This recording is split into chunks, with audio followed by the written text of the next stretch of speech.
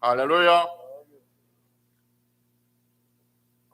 지난 시간에는 그리심 산과 에발산이라는 제목으로 말씀을 드렸습니다.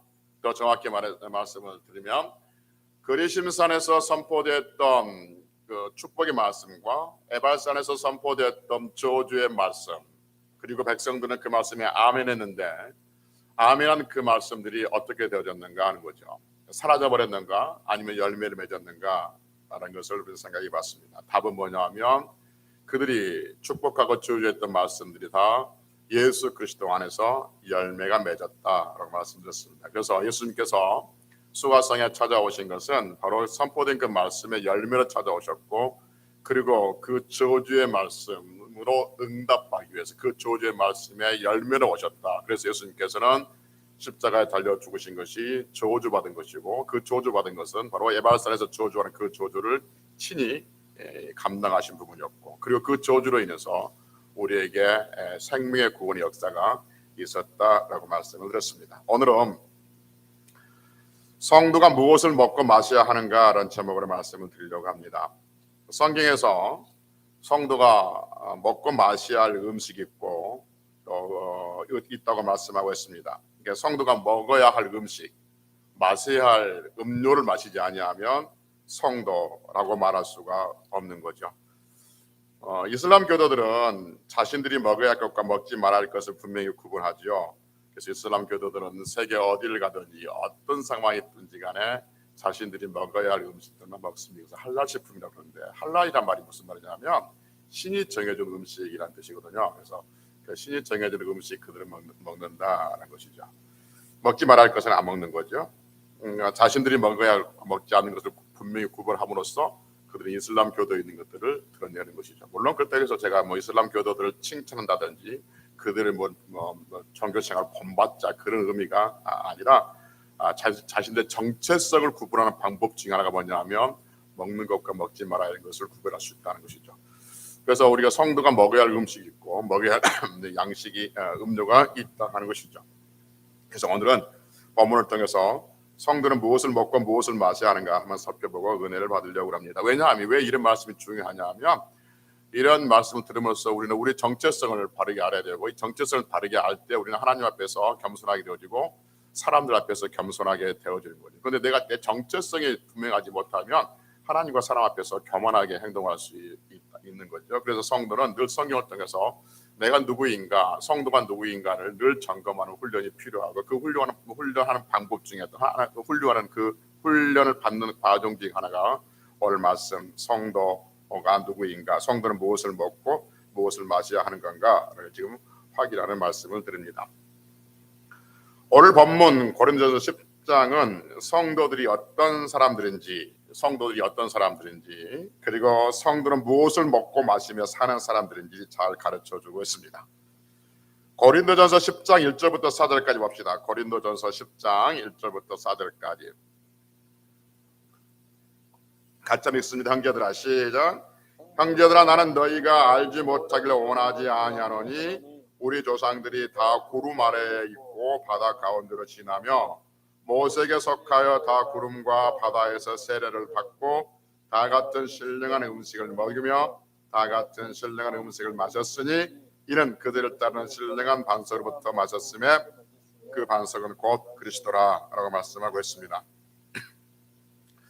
이 말씀, 지금 방금 읽은 이 말씀은 이스라엘 백성들이 출애굽을 하고 광야 생활할 때 있었던 일을 신학에서 다시 해석해 주는 그런 말씀이죠. 먼저 1절과 1절 다시 봅시다. 성도가 어떤 사람들인지 다시 봅시다. 1절 다시 보면 형제들아, 나는 너희가 알지 못하기를 원하지 아니하노니 라고 말합니다. 여기서 말하는 형제들은 누구일까요? 형제들은 누구일까요? 본문에서 본문 1차적으로, 물론 우리를 말하고 있지만 1차적으로 형제는 누구일까요? 이스라엘 백성들. 그렇지요. 고린도 교회, 이게 지금 고린도 전서지 않습니까? 그러니까 고린도 교회이니까 고린도 교인들인 거죠. 형제들아, 고린도 교인들에게 하는 이야기예요. 내가 누구예요? 그렇죠. 이게 사도 바울이 썼다는 거예요. 그러니까 내가 누구냐면 사도 바울이죠. 형제들아, 나는 고린도 교인들아, 나 바울은 너희는 누구예요? 고린도 교인들이죠. 그러니까 일차적으로 사도 바울이 고린도 교인들에게 하는 말입니다. 그런데 우리가 받아들일 때는 누가 누구에게 하는 말이에요? 하나님께서, 그렇죠, 나에게, 우리에게 하신 말씀으로 받아들이라는 거죠. 그래서 하나님께서 우리에게 말씀하시기를 나는 너희가 알지 못하기를 원하지 아니한다라고 말합니다. 알지 못하기를 원하지 아니한다라고 하니까 알아도 되고 몰라도 되고 그 말이에요. 반드시 알아야 된다 그 말이에요. 반드시 알아야 된다 그 말이에요. 하나님께서 말씀하시기를 반드시 너희들은 이것을 알아라 라고 말씀하고 있습니다. 그래서 보면 형제들아 나는 너희가 알지 못하기를 원하지 아니하노니 무엇을 알기를 원하냐면 우리 조상들이 다 어디 아래 구름 아래에 있고 어디 가운데로 지나며 바다 가운데로 지나며 말합니다. 그럼 여기서 말하는 우리 조상들은 구체적으로 어떤 사람들일까요? 1차적으로 이스라엘 백성들 중에서 모세의 인도를 받고 애굽에서 나와서 광야 생활했던 그 사람들이 그들의 조상들이 되는 거죠. 그리고 그 조상들이 어디에 있었어요? 다 구름 아래에 있었어요. 그리고 어디로 지나갔습니까? 바다 가운데로 지나갔다라고 말씀하고 있습니다. 그런데 자기의 조상들이 다 어디에 있었냐면 구름 아래에 있었고 그리고 구름 아래에 있었던 그 백성들이 어디로 지나갔냐면 바다 가운데로 지나갔다. 이것을 너희들이 반드시 알고 있어라. 지금 그렇게 얘기하고 있는 거죠. 그러면 그들이 구름 아래에 있었다 말이 무슨 말일까 하는 거죠. 구름 아래에 있었다고 그러는데 구름 아래에 있었단 말이 무슨 말일까? 출애굽기 13장 21절 봅시다. 출애굽기 13장 21절. 출애굽기 13장 21절 102페이지인데 출애굽기 13장 17절부터 22절까지 말씀은 하나님께서 이스라엘 백성들을 출애굽시켜서 홍해 바다로 인도하셨다는 말씀입니다. 그러면서 21절과 22절에서 이렇게 말씀하십니다. 출애굽기 13장 21절 22절 여호와께서 시작 여호와께서 그들 앞에서 가시며 낮에는 구름 기둥으로 그 길을 인도하시고 밤에는 불 기둥을 낮이나 밤이나 진행하게 하시니 낮에는 구름 기둥 밤에는 불 기둥이 백성 앞에서 떠나지 아니하니라 하십니다. 여러분 하나님께서 이스라엘 백성들 인도하시는데 낮에는 무엇으로? 구름 기둥으로, 밤에는 무엇으로? 불 기둥으로. 그러니까 여러분 낮에는 구름 기둥 밤에는 불 기둥 이것은 다 무엇을 상징하고 있느냐 하면 하나님의 임재를 상징하고 있는 거죠. 그러니까 사람들이 눈에 볼 때는 구름 기둥과 불 기둥 두 개로 보이잖아요. 근데 그 두 개는 결국 뭐예요? 하나죠, 하나. 그 하나가 뭐예요? 하나님이 지금 거기에 임재하셨다는 것을 낮에는 구름 기둥으로 밤에는 불 기둥으로 보인 거죠. 그래서 구름과 불은 별개의 것이 아니라 결국 하나가 두 개의 양태로 우리에게 보여주고 있는 것이죠. 그래서 여러분 고린도전서 10장 1절에서 이스라엘 백성들이 구름 안에 있었다는 것은 그럼 무엇이 어떤 아래에 있었다는 거예요? 하나님의 보호 아래에 있었다는 것이죠. 하나님의 은혜 아래 보호 아래에 있었다는 것을 알 수가 있습니다. 그리고 그들은 구름 아래에서 다 어디로 지나갔어요? 바다 가운데로 지나갔습니다. 그래서 하나님의 보호 아래서 그들은 바다 가운데로 지나갔습니다. 그 바다가 어디 바다예요? 홍해 바다죠. 홍해 바다. 됐죠? 홍해 바다입니다. 그래서 출애굽 14장 봅시다. 출애굽 14장 21절 22절. 출애굽기 14장 21절 22절. 103페이지 출애굽기 14장 21절 22절 모세가 시작 모세가 바다 위로 손을 내밀매 여호와께서 큰 동풍이 밤새도록 바닷물을 물러가게 하시니 물이 갈라져 바다가 마른 땅이 된지라 이스라엘 자손이 바다 가운데로 육지로 걸어가고 물은 그들의 좌우에 벽이 되니 라고 말합니다. 그들은 구름 아래에서 즉 하나님의 보호 아래에서 홍해 바다를 건너갔습니다. 그런데 홍해 바다를 건너갔다는 그 말을 고린도전서 10장 2절에서 다시 이렇게 해석해 줍니다. 봅시다. 고린도전서 10장 2절. 고린도전서 10장 2절. 모세가 시작.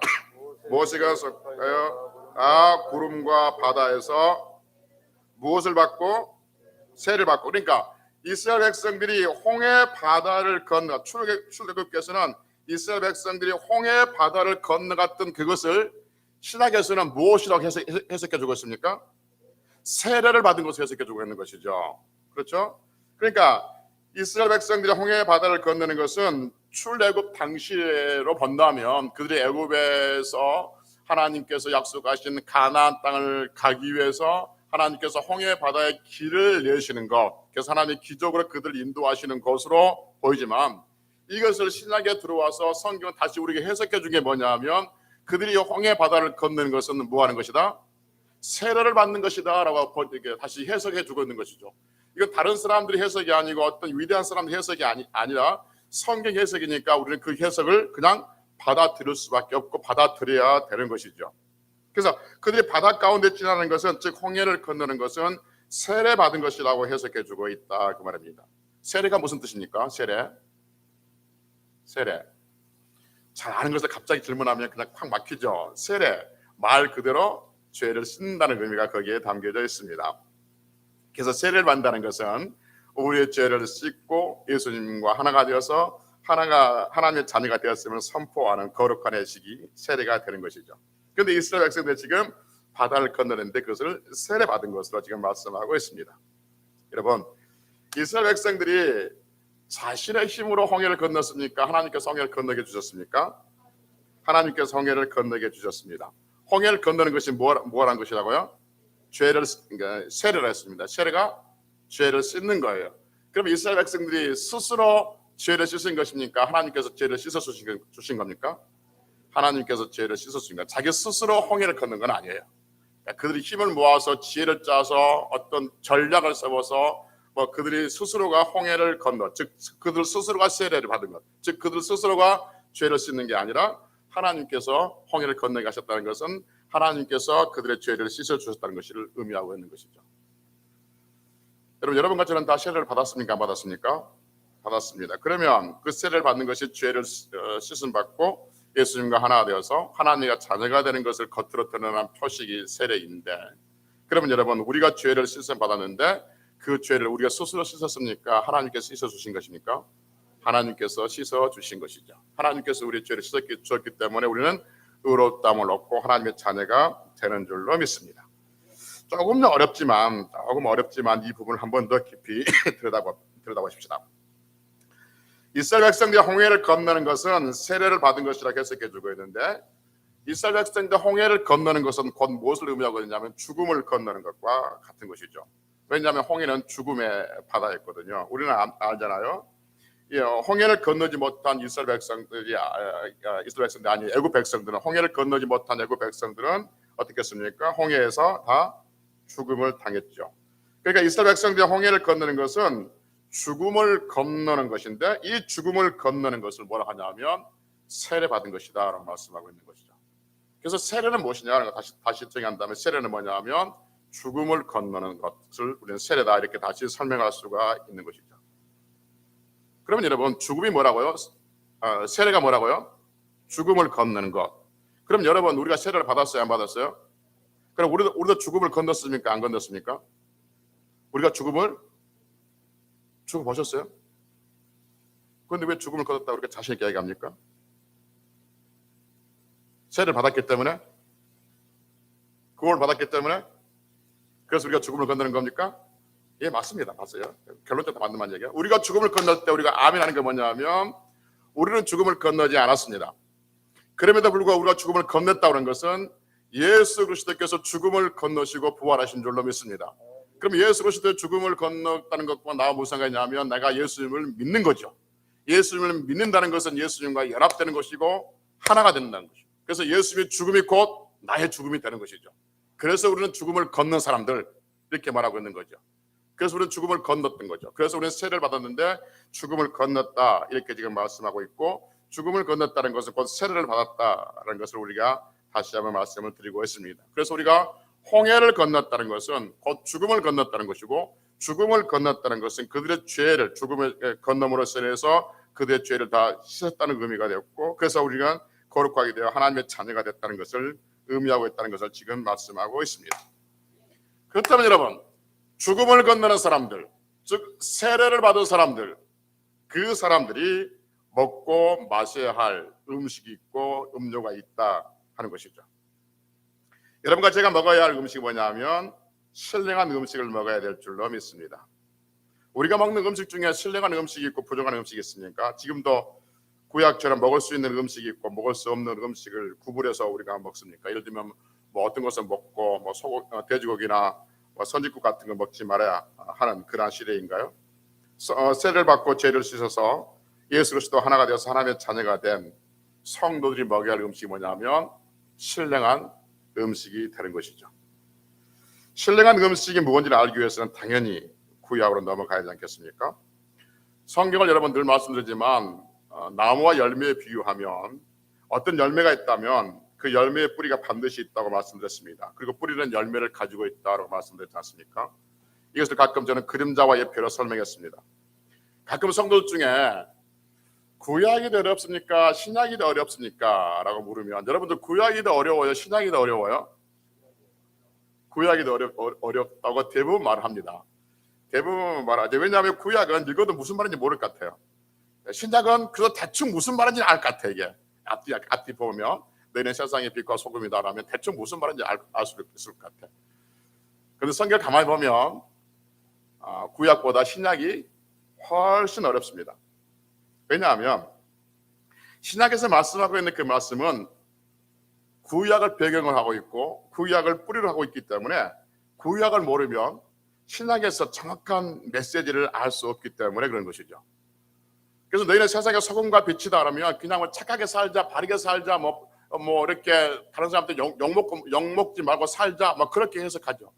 근데 전혀 그게 아닙니다. 전혀 그게 아니고 성경에서 빛이 무엇인가, 소금이 무엇인가를 정확히 찾아내죠.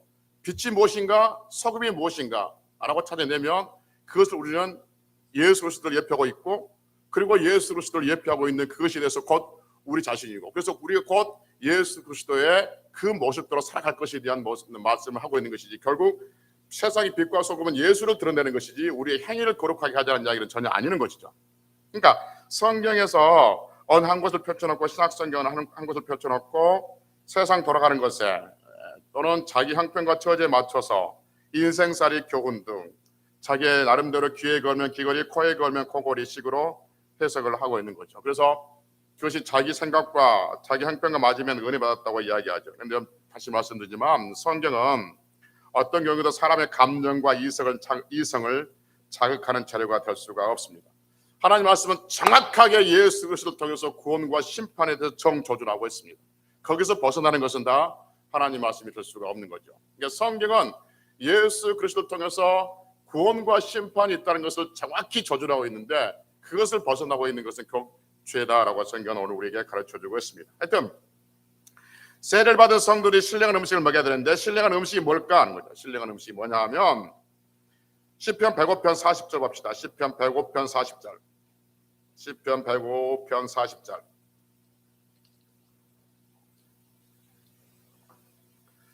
시편 150편 40절 88페이지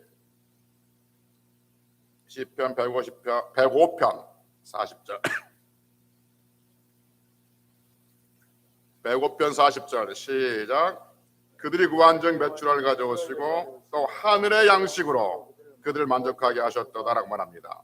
여기서 하늘의 양식이 곧 신령한 음식이 되는 거죠. 그러면 하늘의 양식이 뭘까 하는 거죠. 하늘의 양식이 시편 78편 23절 24절 봅시다. 시편 78편 23절 24절 시편 28편 23절 24절 78편 23절 24절 그러나 시작. 그러나 그가 그의 공창을 여시고 명령하시며 하늘문을 여시고 그들에게 만나를 비같이 내려 먹으시며 하늘 양식을 그들에게 주셨나니 라고 말합니다. 그러니까 여러분 하나님께서 하늘 양식을 주셨고 그 하늘 양식이 곧 신령한 음식인데 그 하늘 양식이 78편 23절에서 24절에서 뭐라고 말씀하고 있습니까? 만나라고 하죠. 만나. 그러니까 그들은 신령한 음식을 먹었어요. 하늘의 양식을 먹었어요. 그런데 하늘의 양식이 곧 뭐라고요? 만나이죠. 여러분 이 신령한 음식과 신령한 하늘의 양식이 만나인 것을 우리는 처음부터 알고 있었죠. 그래서 우리는 신령한 음식을 먹어야 합니다 했을 때 그 신령한 음식이 뭡니까? 라고 물었으면 여러분들 대부분 만나 아니면 예수님이라고 이야기했을 겁니다. 그럼에도 불구하고 제가 지금 다 같이 이렇게 찾아보고 있는 것은 하나님 말씀을 확인하기 위해서 그렇습니다. 예를 들면 고린도전서 10장 3절에서 다 같은 신령한 음식을 먹으며 할 때 신령한 음식이 많다는 것을 알고 있음에도 불구하고 찾아보고 있는 것은, 번거롭지만 찾아보고 있는 것은 하나님 말씀을 대하는 태도를 여러분들에게 가르쳐 주기 위해서 그런 거죠. 그래서 하나님 말씀을 대할 때 이것이 정말 그러한가? 이 말씀이 사실인가? 이 말씀이 어디에 뿌리를 두고 있지? 이 말씀이 어디에서 나오는 것이지? 찾아가는 그 훈련. 그래서 그 훈련을 잘 받은 사람들은 다른 사람들이 어떤 이상한 소리 해도 결코 흔들리지 않냐고 하나님 말씀 안에서 승리할 수 있는 인생들이 될 수가 있는 것이죠. 그래서 죄 씻음을 얻어서 세례를 받아 예수 그리스도와 연합되어 하나님의 자녀가 된 신령한 사들은 신령한 음식을 먹어야 한다는 거죠. 여러분 가정도 세례를 받았어요? 안 받았어요? 받았습니다. 그러면 우리는 신령한 음식을 먹어야 돼요? 안 먹어야 돼요? 먹어야 돼요. 신령한 음식이 뭐라고 그랬어요? 하늘에서 내려온 만나였습니다. 그럼 우리도 신령한 음식을 먹어야 되는데 지금은 만나가 없습니다. 그렇다면 우리가 먹어야 할 신령한 음식은 뭘까요? 하늘에서 내려온 신령한 음식은 말씀, 예수 그리스도이죠. 여러분과 제가 먹어야 할 신령한 음식, 하늘에서 내려온 그 만나는 예수 그리스도인 줄로 믿습니다. 그래서 요한복음 6장 51절 봅시다. 요한복음 6장 51절. 요한복음 6장 51절.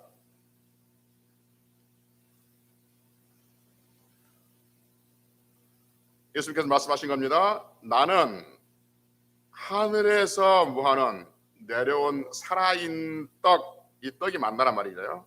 나는 하늘에서 내려온 살아있는 떡이니 사람이 이 떡을 먹으면 영생하리라. 내가 줄 떡은 세상의 생명을 위한 내 살이니라 말씀하고 있습니다. 그러니까 예수 그리스도는 하늘에서 내려온 생명의 떡이 되는 것이죠. 그러니까 예수 그리스도는 구약의 백성들이, 이스라엘 백성들이 먹었던 만나의 실체가 되는 것이고, 만나는 예수 그리스도의 그림자가 되는 것이죠.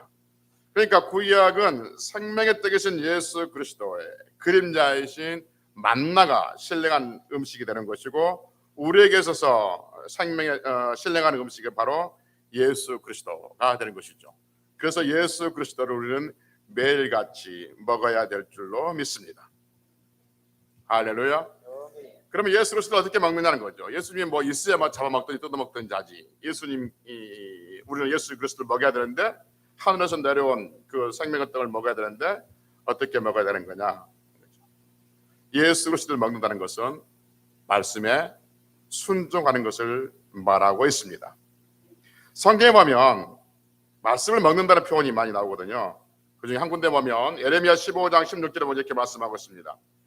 만군의 하나님 여호와여, 내가 주의 이름으로 일컬음을 받는 자라 내가 주의 말씀을 얻어 먹었사오니 라고 말씀하고 있습니다. 말씀을 먹었다고 말합니다. 말씀은 곧 예수님인 줄로 믿습니다. 그러니까 신령한 음식은 만나이고, 만나는 예수 그리스도를 예표하고 있고, 예수 그리스도는 말씀이기 때문에 우리가 지금 먹어야 하는 것은 살아계신 하나님의 말씀인 줄로 믿습니다.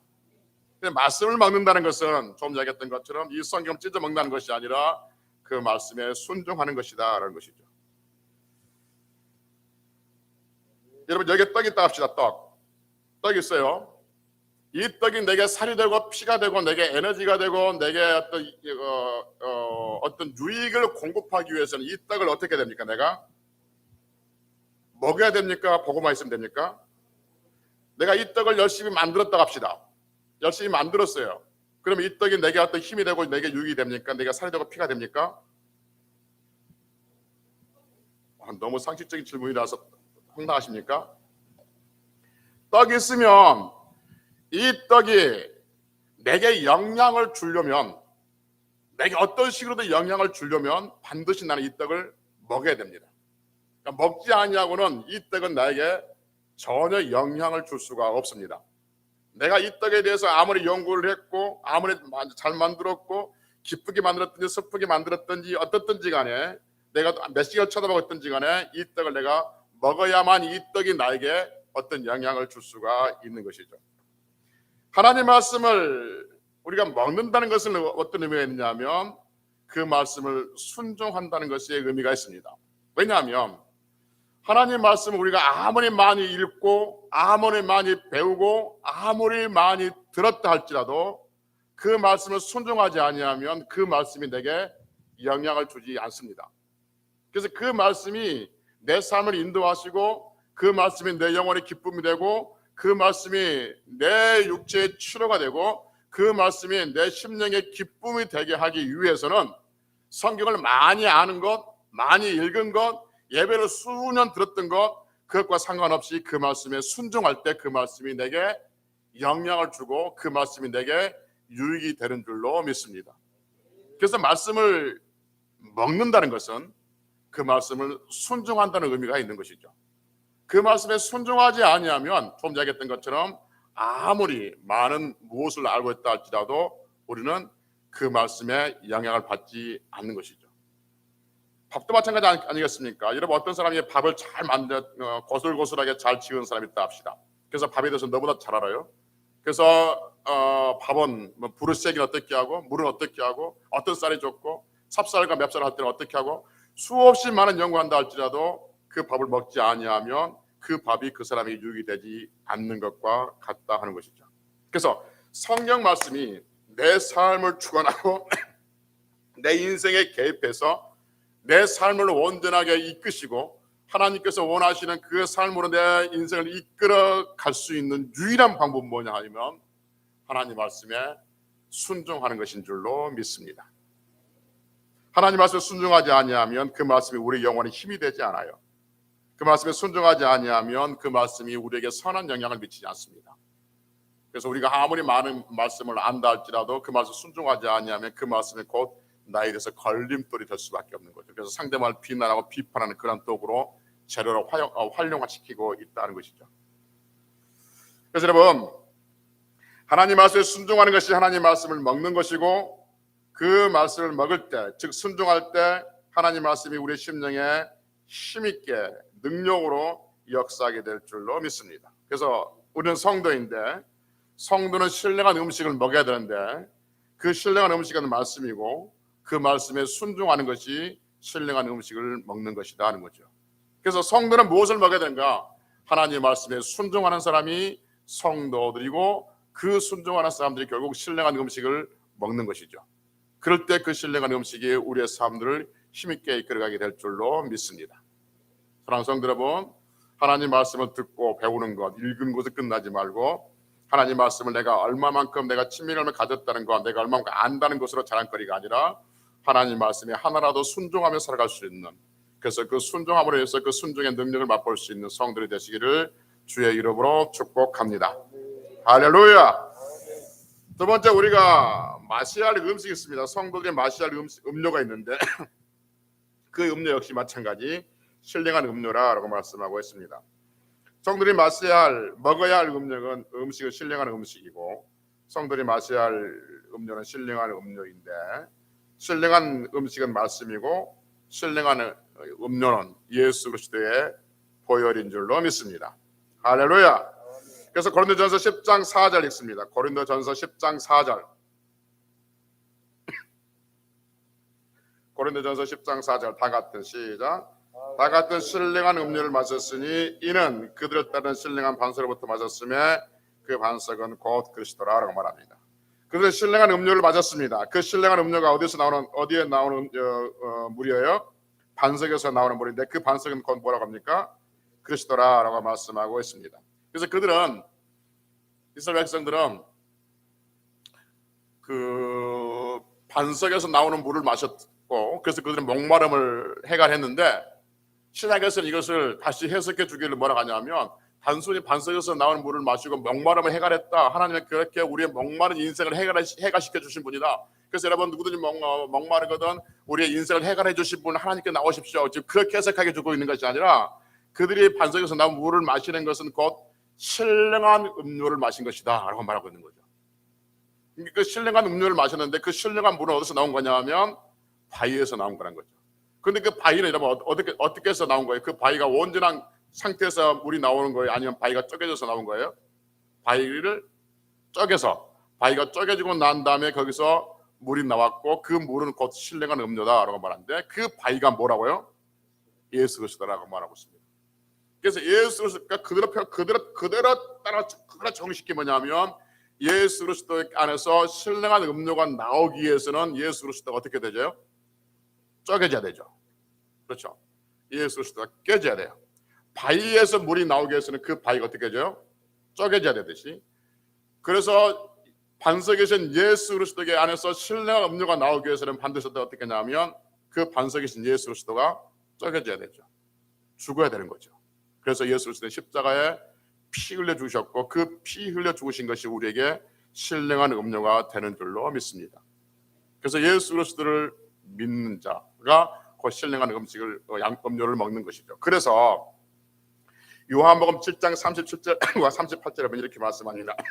잘 아는 말씀이니까 제가 읽어드릴게요. 명절 끝날 곧 큰 날에 예수께서 와서 외쳐 이르시되 누구든지 목마르거든 내게로 와서 마시라. 나를 믿는 자는 성경 이름과 같이 그 배에서 생수의 강이 흘러나오리라. 어떤 자가 그 배에서 생수의 강이 흘러나와요? 나를 예수님을 믿는 자죠. 그래서 신령한 음식을 신령한 그 음료를 누가 마실 수 있느냐면 예수 그리스도를 믿는 자가 신령한 음료를 마시게 되는 줄로 믿습니다. 여러분과 저는 신령한 음료를 먹고 마셔야 되는데 신령한 음료를 먹고 마시는 것은 예수 그리스도를 날마다 온전히 더 굳건하게 믿고 있을 때 주께서 우리에게 날마다 신령한 음료이신 예수 그리스도의 보혈로 우리를 천국의 기쁨으로 인도해 주실 줄로 믿습니다. 하나님 성도님, 이제 말씀을 마치겠습니다. 성도는 신령한 음식을 먹어야 하고 신령한 음료를 마셔야 됩니다.